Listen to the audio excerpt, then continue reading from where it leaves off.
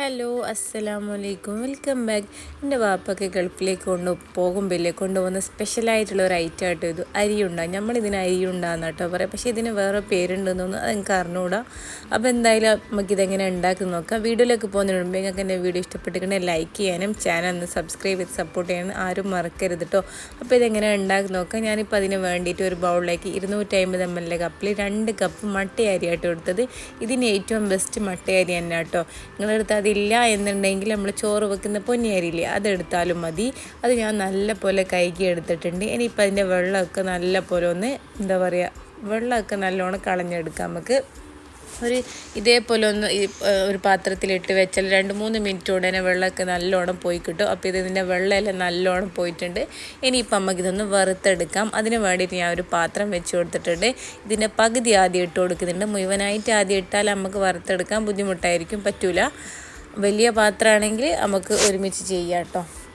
ഞാനിപ്പോൾ ഇതാ കുറച്ചിട്ട് കൊടുത്തിട്ടുണ്ട് ആദ്യം. എന്നിട്ട് ഇത് നല്ല പോലെ ഒന്ന് ആദ്യം മിക്സ് ചെയ്ത് കൊടുക്കുന്നുണ്ട്. ആ സമയമെല്ലാം തീ മീഡിയം ഫ്ലെയിമിൽ തന്നെ വെക്കാൻ ശ്രദ്ധിക്കാം. അല്ലെങ്കിൽ തീ കൂട്ടി വെച്ചിട്ട് നമ്മൾ ചെയ്യുന്നതെങ്കിൽ ഇത് നമ്മൾ ഉരുട്ടിയെടുക്കുന്ന സമയത്ത് ഭയങ്കര ഹാർഡായി പോകും. കഴിക്കുന്ന സമയത്തും അങ്ങനെ തന്നെ ആയിരിക്കും. അപ്പോൾ തീ മീഡിയം ഫ്ലെയിമിൽ തന്നെ വെക്കാൻ ശ്രദ്ധിക്കുക. അപ്പോൾ അരി ഇതേപോലെ ഒന്ന് പൊട്ടി വരുന്ന സമയത്ത് കൈവിടാണ്ട് നമ്മൾ ഇളക്കി കൊടുക്കണം കേട്ടോ. ഈ ഒരു സ്നാക്സ് ഇല്ലേ, നമുക്ക് കുട്ടികൾക്കെല്ലാം എന്തായാലും ഇഷ്ടപ്പെടും കേട്ടോ. എന്നുവെച്ചാൽ നമ്മൾ ഇതിലേക്ക് നട്ട്സൊക്കെ ഇടുന്നതുകൊണ്ട് അവർക്ക് ഭയങ്കര ഇഷ്ടപ്പെടുകയും ചെയ്യും.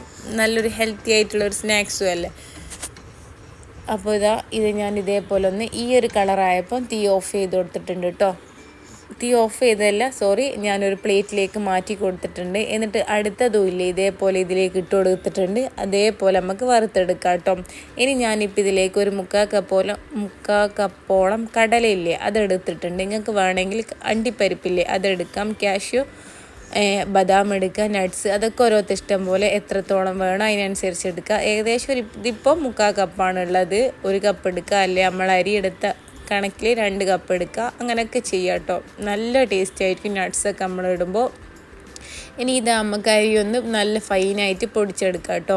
നേരത്തെ വറുത്ത കടലില്ലേ, അതിൻ്റെ തൊലി കളഞ്ഞിട്ട് അതും ഒന്ന് പൊടിച്ചെടുക്കുന്നുണ്ട്. അത് ഭയങ്കര ഫൈനായിട്ട് പൊടിക്കേണ്ട, ഒന്ന് ക്രഷ് ചെയ്യുന്ന പരുവില്ല, അങ്ങനെ മതി കേട്ടോ. ഇനിയിപ്പോൾ ആ പാത്രത്തിലേക്ക് ഞാനിപ്പോൾ ഏകദേശം 200 ഗ്രാമോളം ശർക്കര ഉണ്ടാവും. ഇവിടുത്തെ വലുതായതുകൊണ്ട് ഒരു 3 എണ്ണം എടുത്തിട്ടുണ്ട്. ഇത് കറക്റ്റ് മധുരമാണ്. ഒന്ന് പൊടിച്ചെടുത്തത് കേട്ടോ. ഇനി ഇതിലേക്ക് 1 കപ്പ് വെള്ളം ഒഴിച്ചിട്ട് നല്ല പോലെ നമുക്കൊന്ന് മെൽറ്റ് ചെയ്തെടുക്കാം കേട്ടോ.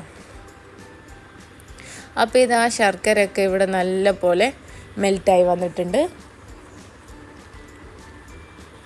ഈ ഒരു അളവിന് ഇത് കറക്റ്റ് ആട്ടോ. 2 കപ്പ് അരിയും 1 കപ്പ് വെള്ളവും അല്ലേ ശർക്കര നമ്മൾ മെൽറ്റ് ചെയ്യാൻ എടുത്തത്. ഇത് കറക്റ്റ് അളവാട്ടോ. ഇതിൽ കൂടുതൽ നമ്മൾ ഉണ്ടാക്കുന്നുണ്ടെങ്കിൽ എല്ലാം ക്വാണ്ടിറ്റി കൂട്ടിയെടുത്താൽ മതി കേട്ടോ. ഇനിയിപ്പോൾ നല്ലോണം മെൽറ്റായി വന്നപ്പോൾ ഞാൻ ഇതിലേക്ക് 2 കപ്പ് തേങ്ങ ഇട്ട് കൊടുത്തിട്ടുണ്ട്. തേങ്ങ ഒക്കെ ഇടുമ്പോൾ കുറച്ച് കൂടുതൽ ഇടുക, ഭയങ്കര ടേസ്റ്റാണ്. പിന്നെ വേണമെങ്കിൽ കുറച്ച് നെയ്യും കൂടി ഇടുക, അത് ഓപ്ഷണലാണ്. ഇട്ടാൽ നല്ല ടേസ്റ്റ് ആയിരിക്കും കേട്ടോ. ഇനിയിപ്പോൾ ഒരു 1/2 ടീസ്പൂൺ ഏലക്കായിൻ്റെ പൊടിയും ഒരു പിഞ്ച് ഉപ്പും കൂടി ഇടുക. ഏലക്കായിൻ്റെ പൊടി ഇടുന്നില്ലെങ്കിൽ നമ്മൾ അരി പൊടിക്കുന്ന സമയത്ത് ഏലക്കായില്ലേ, അത് ഇട്ട് കൊടുത്താൽ മതി കേട്ടോ. എന്നിട്ട് ഇതൊരു 30 സെക്കൻഡ് നല്ല പോലെ തിളച്ച് വന്നാൽ നമുക്കിതിൻ്റെ തീ ഓഫ് ചെയ്യാം കേട്ടോ. വല്ലാണ്ട് തിളപ്പിച്ചിട്ട് വറ്റിക്കേണ്ട ആവശ്യമൊന്നുമില്ല.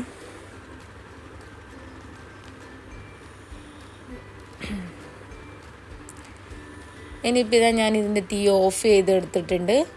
എന്നിട്ട് ഒന്ന് ചൂട് പോകുന്നവരെ വെയിറ്റ് ചെയ്യുക. വല്ലാണ്ട് ചൂട് തണിയാൻ നിൽക്കണ്ട, ഒന്ന് ചൂട് പോയാൽ മതി കേട്ടോ.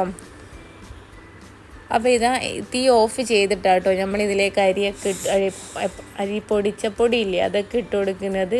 ഒന്ന് ചൂട് പോയപ്പോൾ ഞാൻ നേരത്തെ നമ്മൾ പൊടിച്ച് വെച്ച അരിൻ്റെ മിക്സില്ലേ, അതിട്ട് കൊടുക്കുന്നുണ്ട്. പകുതി ആദ്യം ഇട്ടിട്ട് ഒന്ന് മിക്സ് ചെയ്ത് കൊടുക്കുന്നുണ്ട്. ഇത് കറക്റ്റ് അളവാണ്.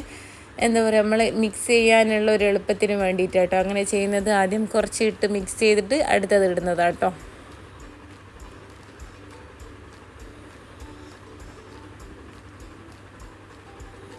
അപ്പോൾ ഞാൻ അടുത്തതും കൂടി ഇടുന്നുണ്ട്. ഇത് കറക്റ്റാണ്. കൂടുതലുമല്ല, ഭയങ്കര വെള്ളം കൂടി പോയിട്ടൊന്നുമില്ല കേട്ടോ. കറക്റ്റ് അളവാണ് കേട്ടോ.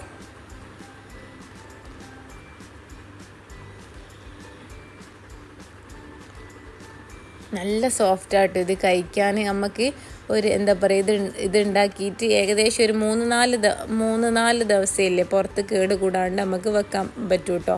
അഥവാ നിങ്ങൾ ഒരുപാട് ഉണ്ടാക്കിയിട്ട് വെക്കുകയാണെങ്കിൽ നമുക്ക് എടുത്ത് ഫ്രിഡ്ജിൽ വെക്കാം. ആവശ്യാനുസരണം എടുത്ത് പുറത്ത് വെച്ച് കഴിച്ചാലും മതി കേട്ടോ. ഒന്നും പറ്റൂല കേട്ടോ. നല്ല അടിപൊളി സ്നാക്സ് ആട്ടോ ഇത്. അപ്പോൾ ഇതാ ഞാനതൊരു ബൗളിലേക്ക് മാറ്റിയിട്ട് കൈവച്ച് നല്ല പോലെ ഒന്ന് കുഴച്ചെടുത്തിട്ടുണ്ട്. ഇനിയിപ്പോൾ ഒരു വലുപ്പത്തിൽ ഞാനിപ്പോൾ ഈ ചെറിയൊരു ബോൾസ് ആക്കിയിട്ട് ഉരുട്ടിയെടുത്തിട്ടുണ്ട്.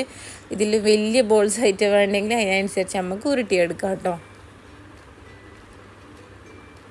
ഈ ചൂട് പോകുന്നതിന് മുമ്പേ നമ്മൾ ഉരുട്ടിയെടുക്കുകയും വേണം. വല്ലാണ്ട് ചൂട് തണിയുന്നവരെ എന്താ പറയുക ചൂട് പോകുന്നവരെ നമ്മൾ കാത്തു നിൽക്കേണ്ട കേട്ടോ. ഈ ഒരു ഇളം ചൂടോടെ തന്നെ നമുക്കിത് ഉരുട്ടിയെടുക്കുകയും വേണം. വൈകുന്നേരം ചായൻ്റെ ഒപ്പം ഈ ഒരു ഉണ്ടയും കട്ടൻ ചായയൊക്കെ ഭയങ്കര ടേസ്റ്റ് ആട്ടോ. അപ്പോൾ അടിപൊളിയായിട്ടുള്ള നമ്മൾ അരിയുണ്ട് ഇവിടെ റെഡി ആയിട്ടുണ്ട്. നമ്മളിങ്ങനെയായിട്ട് ഉണ്ടാക്കൽ. നിങ്ങളെങ്ങനെ ഉണ്ടാക്കിയിട്ട് കമൻറ്റ് ചെയ്യണം കേട്ടോ. അപ്പോൾ എല്ലാവരും ട്രൈ ചെയ്ത് നോക്കിയിട്ട് ഫീഡ്ബാക്ക് പറയാം.